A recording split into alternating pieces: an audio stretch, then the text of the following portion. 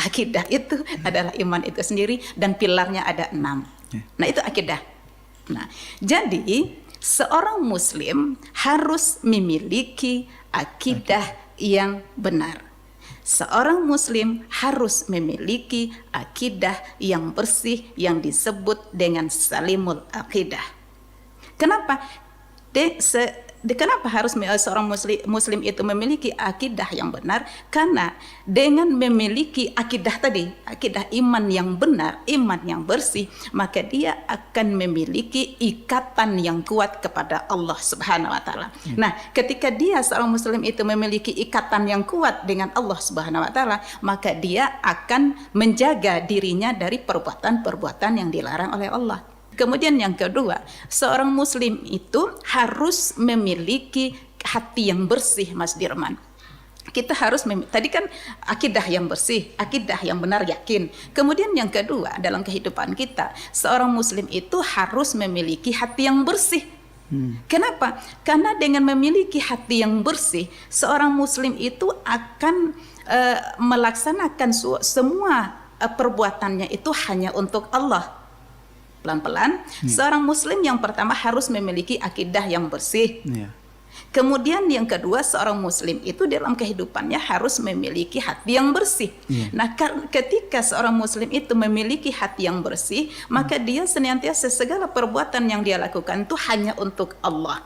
Kenapa? Nah, lihat apa kata Allah dalam firman-Nya, "Qul innas salati wa nusuki wa mahyaya wa mamati lillahi rabbil alamin." Katakanlah, kata Allah, sesungguhnya salatku, ibadahku, hidupku dan matiku hanyalah untuk Allah Subhanahu wa taala. Nah, itu ciri-ciri akidah yang benar itu seperti apa, Mas Dirman? Yang pertama, kita melihat mudah-mudahan kita termasuk golongan orang-orang yang bercirikan akidah yang benar ini.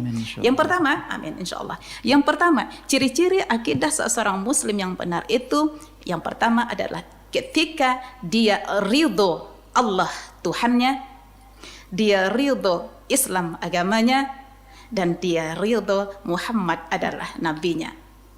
Raditu billahi rabba wa bil islami dina wa bi Muhammadin nabiyya wa rasulah. Nah, seperti itu. Apa?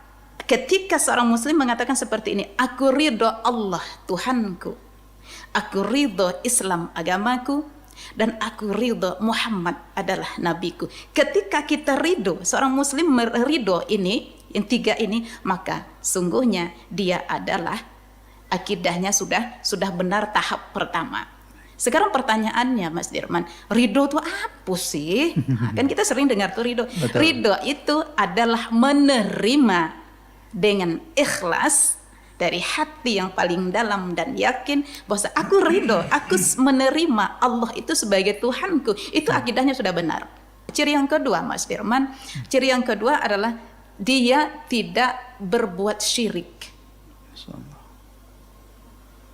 Syirik itu apa sih, Mas Dirman? Ibarat dalam hubungan itu perselingkuhan.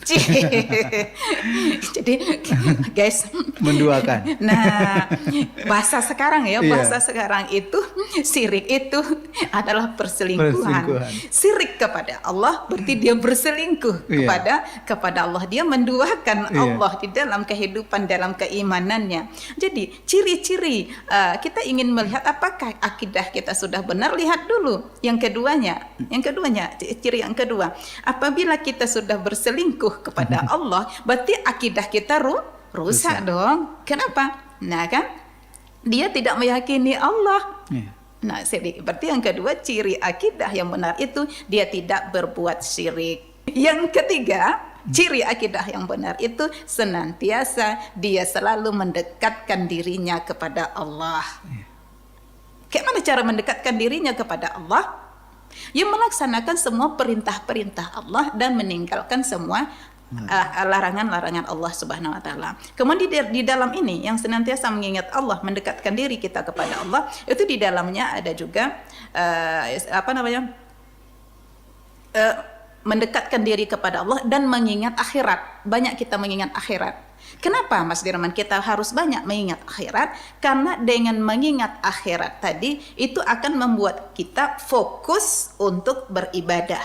Dengan banyak mengingat akhirat, kita senantiasa mengingat bahwasanya kita tidak hidup saja di dunia ini loh. Dan yang terakhir atau yang keempat, ciri akidah seorang muslim yang benar itu ketika dia selalu membersihkan hatinya.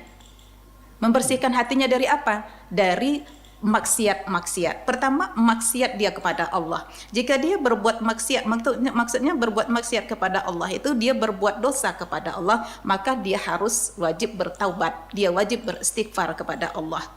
Sebanyak apapun dosa yang kita perbuat, Mas Dirman, maka bertaubat istighfar kita kepada Allah. Yang kedua, ketika dia berbuat maksiat kepada manusia atau yang disebut dengan menzolimi manusia, merugikan manusia, maka pertama dia taubat kepada Allah. Yang kedua yang lebih wajib adalah dia meminta maaf kepada orang yang dizoliminya. Sampai orang yang dizoliminya itu meridoi tadi, menerima. Tetapi kalau dia tidak menerima, tidak meridoi, maka sia-sia. Nah, itu berat kan?